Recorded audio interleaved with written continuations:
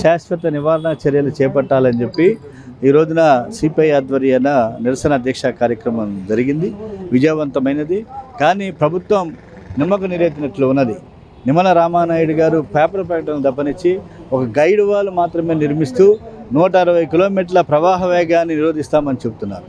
43 కోట్లు కేటాయించామని చెబుతున్నారు. ఎక్కడ టెండర్స్ పిలవనటువంటి పరిస్థితి ఉన్నది. కాబట్టి ప్రభుత్వం చిత్తశుద్ధితో బుడమేరు ముంపు నివారణ చర్యలు చేపట్టాలి. ఆపరేషన్ హైడ్రా తరహాలో ఆపరేషన్ బుడమేరును అమలు చేయాలి. పేదలకు ప్రత్యామ్నాయం కలుగజేయాలి. వెలగలేరు టు విజయవాడ, విజయవాడ టు వెనుకేపాడు యూటీని సొరంగ మార్గాన్ని వెడల్పు చేయాలా. 4000 క్యూసెక్కులు మాత్రం వెళ్ళేటువంటి దారి అది. కానీ 14,000 క్యూసెక్కులు వెళ్ళాలి. కాబట్టి దాని సొరంగాన్ని వెడల్పు చేయాలి. అప్ టు గుడివాడ, కొల్లేరు, ఉప్పుటేరు. కాబట్టి ఈ మార్గం అంతా ఆక్రమణలో ఉన్నది. కాబట్టి పరివాహక ప్రాంతం అంతా కూడా ఆక్రమణతో నిండి ఉన్నది. ప్రభుత్వం దగ్గర సర్వే ఉంది. ఈ సర్వే ప్రకారం సర్వే నంబర్లు సహా ప్రభుత్వం సర్వే చేసింది.